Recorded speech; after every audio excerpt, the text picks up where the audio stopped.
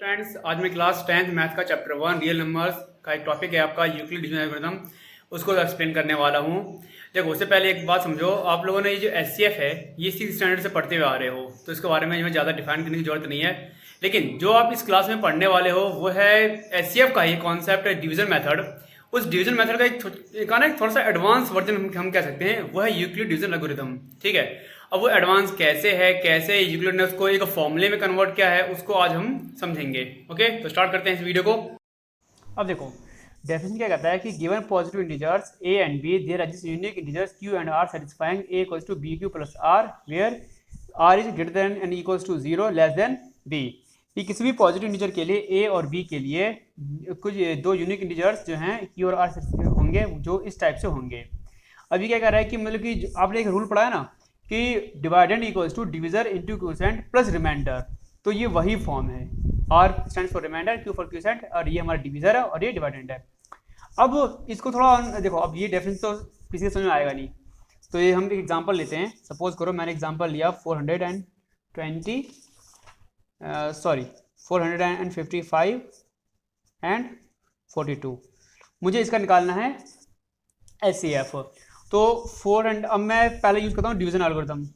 तो division algorithm में क्या था कि आप लोग डिवाइड करते हो इसको 455 को, 4 1 जा 4, सॉरी 42 जा 42, यहाँ पर आएगा 3 5। अभी डिवाइड नहीं हो रहा है तो ये रिमाइंडर 0 छूट जाएगा।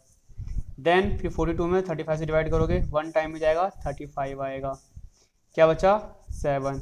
फिर 7 से 35 में डिवाइड करोगे तो क्या आ जाएगा 5 बार में 35। तो यानी कि जो हमारा एचसीएफ है इन दोनों नंबर का वो है 7। अब एक चीज देखो, इसी फॉर्म को हम किस तरीके से लिख सकते हैं। देखो 455 है तो 455 को लिखते हैं इक्वल में 42 इंटू 10 प्लस 35। अगेन 42 को लिख सकते हैं हम 35 इंटू 1 प्लस 7। इसी तरीके से 35 को हम लिख सकते हैं इक्वल में 7 इंटू 5 प्लस में 0। तो अब जो ये यूक्लिड डिवीजन लेमेना है ना, ये भी कहता है कि हम किसी भी नंबर ए बी के लिए, अब देखो ये ए और बी हो गया, इसको ए बी मान लो, ए और बी को हम इस फॉर्म में A equals to B Q plus R के फॉर्म में लिख सकते हैं। तो ये हमारा ए हो गया, ये बी हो गया, ये क्यू और ये आर, ठीक है ना। यानी कि बी जिसे हम ये डिविजर जिसे हम डिवाइड कर रहे हैं, ये डिवाइडेंड, ये क्वोशिएंट और ये रिमाइंडर। तो इस फॉर्म में ये नंबर्स होते रहते हैं। अब देख रहे हो कि यहाँ पे लास्ट में आर क्या आ रहा है, 0 आ रहा है, तो जैसे 0 आ रहा है तो ये हमारा क्या हो गया एचसीएफ इक्वल्स टू 7। तो ये हमारा मतलब कि इस तरह से फॉर्म हो गया कि जैसे आर हमारा 0 आ जाए तो हमें उन दोनों नंबर का ए और बी का जो एचसीएफ है वो मिल जाएगा। ध्यान रहे, ये इस लेमा में ना मेंशन नहीं है, लेकिन ये आपको याद रखना है कि जैसे यहाँ पे रिमाइंडर 0 आ जाए इस फॉर्म में सॉल्व करने पे, तो वो कंडीशन है जब आपका ये क्या हो गया एचसीएफ आपको मिल गया है। अब इसी तरीके से आपको ना जो ये मेथड है, ये तरीका, इस तरीके से आपको सॉल्व करना है एक्सरसाइज 1.1 के फर्स्ट क्वेश्चन के तीनों पार्ट। तो मैं एक पार्ट करता हूँ, बाकी पार्ट आप लोग अपने आप ट्राई करिएगा। ओके स्टूडेंट्स, अब देखो फर्स्ट क्वेश्चन है कि 135 एंड 225 का हमें एचसीएफ फाइंड करना है। तो हम इसे कैसे लिख सकते हैं कि 225 इक्वल्स टू 135 इंटू 1 प्लस 90। अब देखो भाई, मैंने तो इसकी खैर बहुत प्रैक्टिस करके तो मुझे मालूम है कि अगर मैं इसमें डिवाइड करूंगा 135 से तो मैं रिमाइंडर 90 आएगा। आप लोग अपने तसल्ली के लिए, अपने मतलब सॉल्यूशन के लिए कोई मिस्टेक ना हो, रफ में यहाँ पे डिवाइड करके चेक कर लेना हर बार कि अगर यहाँ पे 225 है तो 135 से डिवाइड करेंगे तो 1 टाइम में 135 0 9। ओके स्टूडेंट्स, और फिर देन अगेन 135 में डिवाइड करके 130 ये 90 आ जाएगा, 45 फिर 45 से डिवाइड कर लो 90 में, 2 टाइम्स में 90 आ जाएगा। ओके, तो इस टाइप से ये आप रफली चेक कर लेना जिससे कि ना आंसर में कोई मिस्टेक ना हो। अब क्या करना है, अभी जो 135 है इस ये यहाँ पे आएगा। ओके स्टूडेंट्स, तो 135 इक्वल्स टू, अब हमें मालूम है कि ये 90 से डिवाइड, हाँ, और ये जो रिमाइंडर है ये यहाँ आ जाएगा 90 इंटू 1, और रिमाइंडर कितना आ रहा है 45। अगेन अब ये यहाँ पे आ जाएगा, यानी कि ये आपको एरो ड्रॉ नहीं करना है, ये सिर्फ मैं आपको समझाने के लिए एरो ड्रॉ कर रहा हूँ। 45 इंटू 2 और प्लस में 0। अब देखो जैसे ही हमारा 0 आ गया ना, तो यानी कि जो हमारा एचसीएफ हमको मिल गया, HCF equals to 45। Okay students, जैसे ही हमारा रिमाइंडर 0 आ गया तो ऐसे हमारा क्या हो गया 45। इस तरह से ये आपको सॉल्व करना है। ध्यान रहिए आपको ये एरो ड्रॉ नहीं करना है। ओके स्टूडेंट्स, इसे मैंने आपको एक्सप्लेन करने के लिए कहा है कि जैसे जैसे हम आगे बढ़ते रहेंगे, ये यहाँ पे, फिर ये यहाँ पे, फिर ये यहाँ पे और ये यहाँ पे, इस तरह से रहेगा। ये नंबर चाहे कितना भी लॉन्ग क्यों ना हो, कितना भी लॉन्ग डिवीजन क्यों ना हो, इसको आपको इसी टाइप से करना है। हाँ, एक चीज़ और ध्यान देना, अगर आपके स्कूलों में किसी और कोई और एक्स्ट्रा लाइन्स वगैरह लिखवाई गई हैं, कोई स्टेटमेंट लिखवाई गई हैं, तो उन बातों का भी ध्यान रखना, क्योंकि वो भी बहुत ज़रूरी है। ओके स्टूडेंट्स, तो अब आगे नेक्स्ट क्वेश्चन नंबर 2 पे पढ़ते हैं। अब देखो सेकंड क्वेश्चन में कह रहा है कि show that any positive odd integer is of the form 6q + 1, 6q + 3 और 6q + 5 where q is some integer के किसी भी इंटीजर के लिए कोई भी ऑड पॉजिटिव इंटीजर होगा, जो ऑड होगा वो 6q + 1, 6q + 3 और 6q + 5 के फॉर्म में होगा। अब देखो इन्होंने हमें b की वैल्यू दे रखी है 6, तो हम इसको लिख सकते हैं कि लेट a = 6q + r। अब r क्या होगा, 0 से छोटा और बड़ा, और b की जगह क्या है 6, तो 6 से छोटा। ध्यान रहे हमें क्वेश्चन में b की वैल्यू दी हुई है 6, और ये कह रहा है कि किसी भी वैल्यू के लिए हमें ये प्रूफ करना है कि जो a है ये ऑड होने के लिए यहाँ पे 1, 3, 5 होना चाहिए। ओके स्टूडेंट्स, तो अब यहाँ पे करना क्या है कि आपको r = 0, 1, 2, 3, 4, 5 तक रख के चेक करना है। पहला मेथड ये है। दूसरा मेथड क्या है कि जब आपको इस मेथड की प्रैक्टिस हो जाती है, कि जब आपको समझ में आ जाता है कि हाँ ये हमारा कॉन्सेप्ट क्या है, तो फिर आप इसको ना डायरेक्ट शॉर्ट में भी लिख सकते हो। जैसे कि आपके एग्जाम्पल नंबर ये 2 और 3 में भी दे रखा है, तो खैर मैं भी एग्जाम्पल 2 और 3 के बेस पे नहीं करवा रहा हूँ, मैं इसको थोड़ा लॉन्ग मेथड से करवा रहा हूँ। तो ये मेथड बेसिकली आपके समझने के लिए है। तो पहला क्या है आपका, व्हेन r = 0। जब r 0 हो, तो r 0 होगा तो आपका a क्या आ जाएगा 6q, और 6q आ रहा है, यानी कि ये हमारा क्या हो गया a = 2 × 3q। और हमें मालूम है किसी भी नंबर में अगर हम इवन नंबर से मल्टीप्लाई करें तो रिजल्ट हमारा इवन आता है, तो ये तो हमारा हो गया even number, it is even integer. Okay, अब ऐसे ही आप क्या करोगे, r की जगह 1 रखोगे, तो व्हेन r = 1, तो ये क्या आ जाएगा a = 6q + 1। तो हम क्या देख रहे हैं, ये एक ऑड इंटीजर है, क्योंकि किसी भी इवन नंबर में अगर हम 1 ऐड करते हैं या ऑड नंबर को ऐड करते हैं तो वो रिजल्ट ऑड ही आता है। तो ये क्या हो गया ऑड इंटीजर। इसी तरीके से आपको a की जगह r की जगह 2, 3 बल्कि 5 तक वैल्यू रखनी है। यहाँ पे 6 है ना मैक्सिमम वैल्यू, इसलिए हम 5 तक वैल्यू रखेंगे। तो a = क्या हो जाएगा 6q + 2। अब यहाँ पे क्या है कि 2 कॉमन ले सकते हैं, तो क्या बचेगा 3q + 1। अब देखो यहाँ पे मल्टीप्लाई में क्या है 2 है, इवन नंबर है, तो ये क्या हो गया हमारा इवन इंटीजर। ओके स्टूडेंट्स, अब इसी तरह से और चेक करते हैं, व्हेन r = 3, तो a = 6q + 3। अब यहाँ से अगर हम 3 कॉमन लेंगे तो क्या आएगा 2q + 1। और हमें मालूम है कि अगर हम ऑड नंबर से मल्टीप्लाई करते हैं तो रिजल्ट हमारा ऑड ही आएगा। ठीक है, हाँ अगर यहाँ पे इवन में अगर होता है तो इवन आता, तो यहाँ पे क्या है ये भी हमारा ऑड है, क्योंकि अगर हम 1 ऐड कर रहे हैं इवन में तो ऑड आएगा रिजल्ट, और यहाँ तो है ही ऑड, तो मल्टीप्लाई में तो हमारा फाइनल रिजल्ट भी ऑड इंटीजर ही आएगा। ओके स्टूडेंट्स, अब वैल्यू है, अब आ रही है वैल्यू 4 रखने की, व्हेन r = 4, तो a = क्या हो जाएगा हमारा 6q + 4। ये मेथड देखने में आपको ना थोड़ा लेंथी लग रहा होगा, तो ज़रूरी नहीं कि आप एग्जाम में इस मेथड से करो। ठीक है, ये मैं आपको सिर्फ समझाने के लिए कर रहा हूँ। एग्जाम में आप जो आपके एग्जाम्पल नंबर 3, 4 है वो आप उस तरीके से सॉल्व कर सकते हो। तो ये क्या हम इवन नंबर से मल्टीप्लाई कर रहे हैं तो रिजल्ट हमारा इवन इंटीजर ही होगा। ओके स्टूडेंट्स, अब नेक्स्ट है, अब वैल्यू है 5 की बारी, तो 5 इसको मैं यहाँ सॉल्व कर लेता हूँ कि व्हेन r = 5, जब r 5 होगा तो 6 = 6q + 5। तो नो डाउट जब हम ऑड को ऐड करें तो रिजल्ट हमारा ऑड ही आएगा, तो लिख सकते हो it is an odd integer. ठीक है स्टूडेंट्स, तो हम क्या देख रहे हैं कि जब 1 है तब ऑड आ रहा है, जब यहाँ पे 3 है तब ऑड आ रहा है, जब 5 है तब ऑड आ रहा है। तो आप लिख सकते हो कि clearly hence any positive odd integer is of the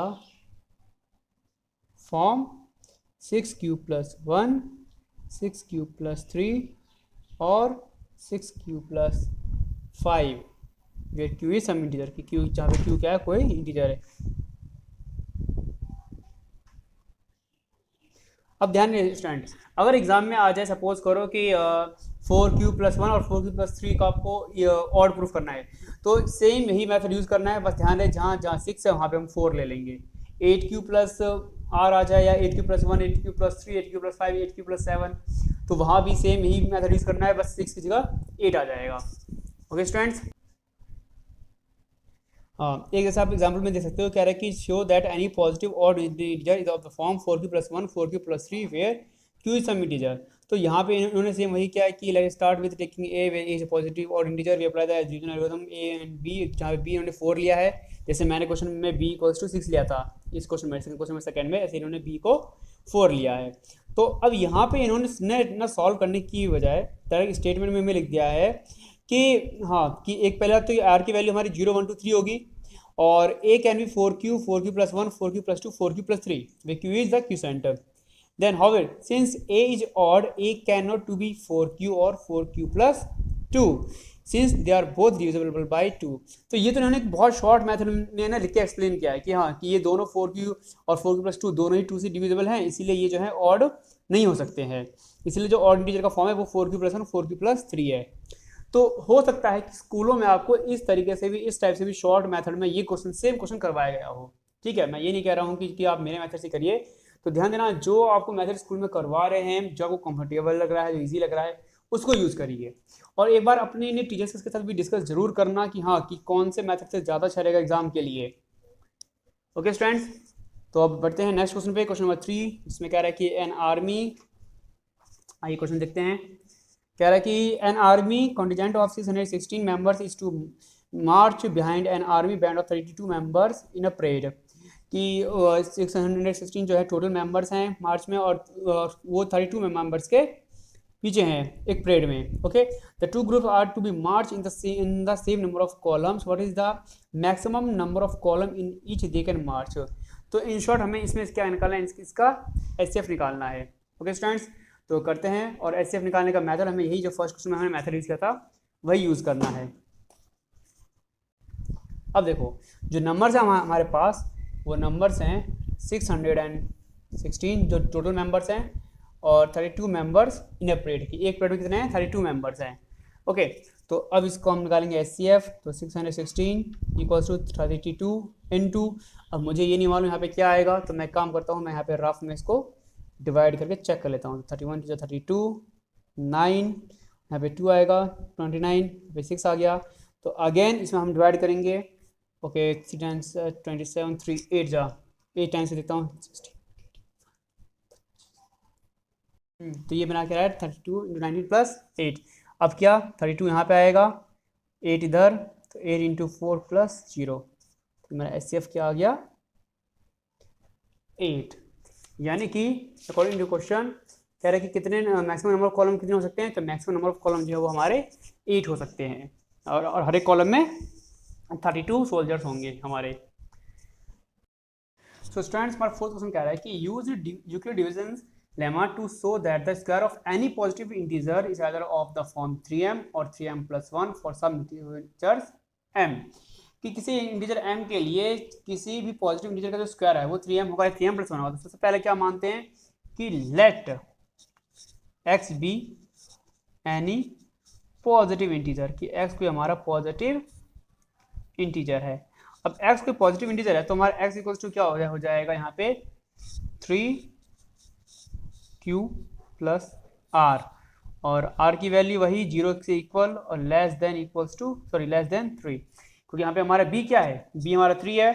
okay, तो अब वही काम करना है व्हेन r = 0, तो तो हमारा x इक्वल टू क्या हो जाएगा 3q।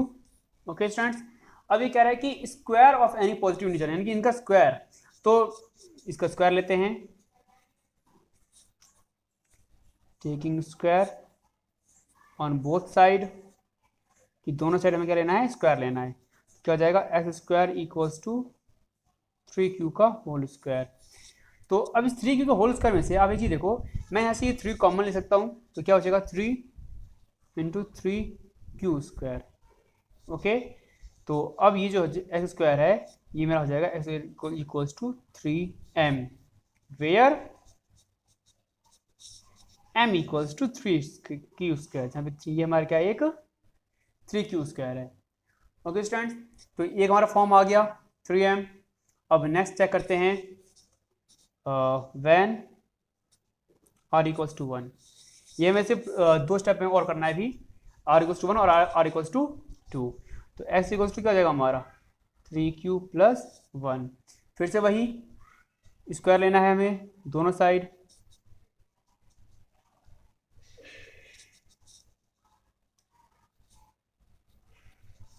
ठीक है, x square equals to 3q plus 1 का होल स्क्वायर।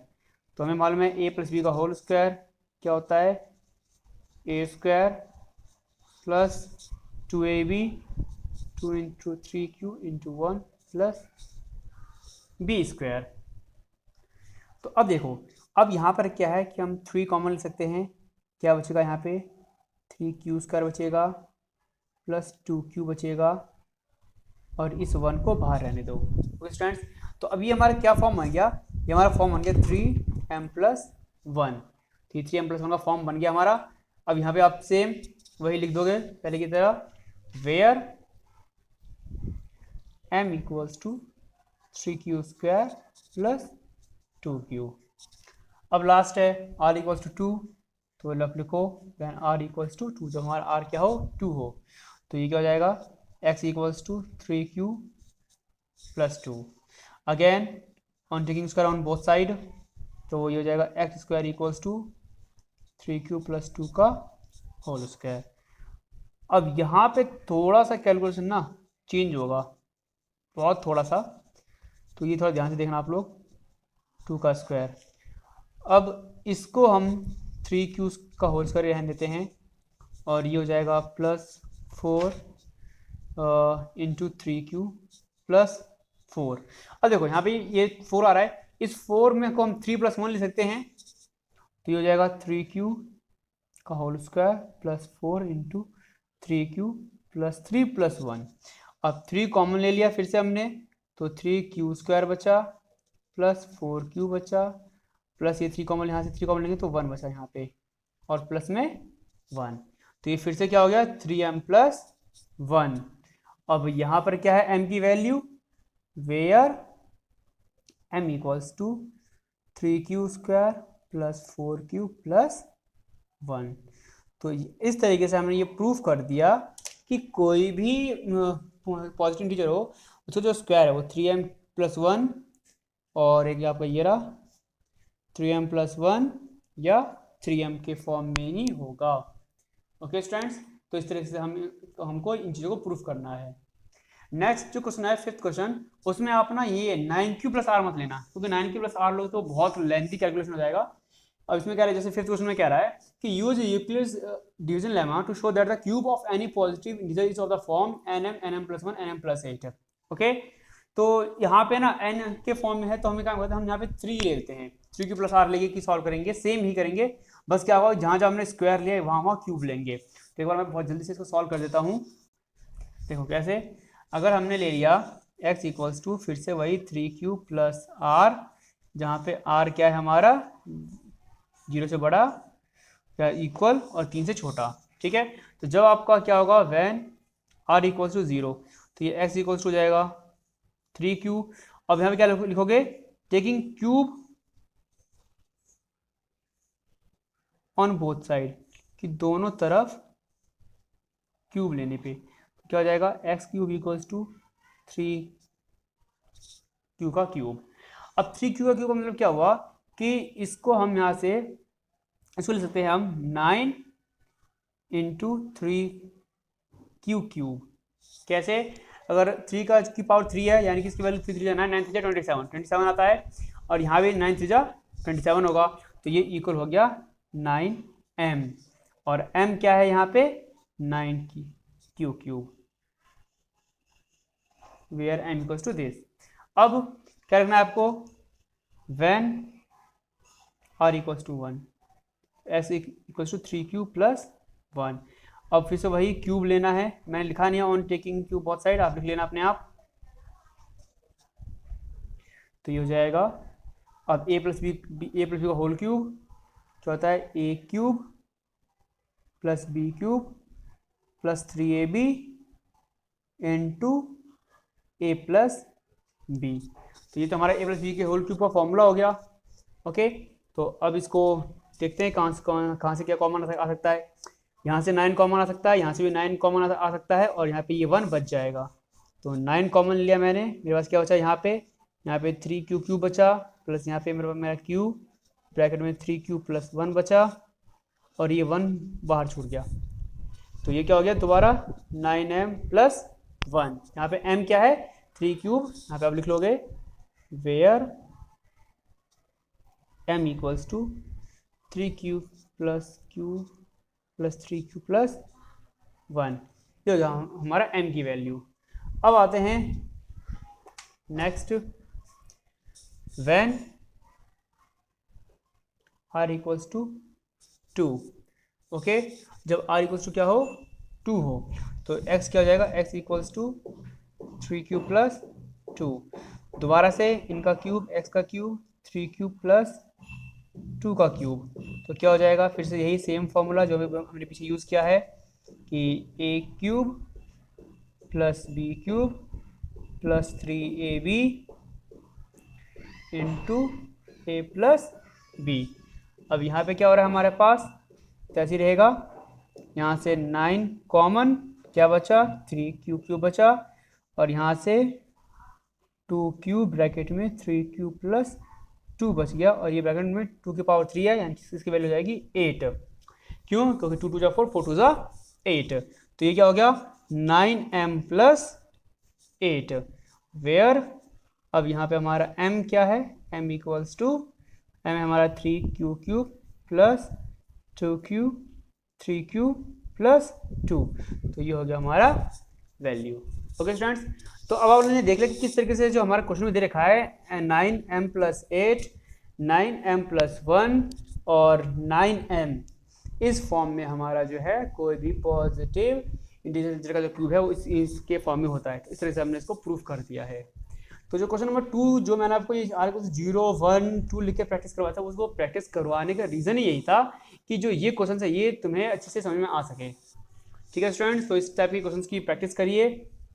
ओके, इसके बाद फिर नेक्स्ट वीडियो देखते हैं 1.2 की। एक्सरसाइज 1.3 मोस्ट इंपॉर्टेंट है।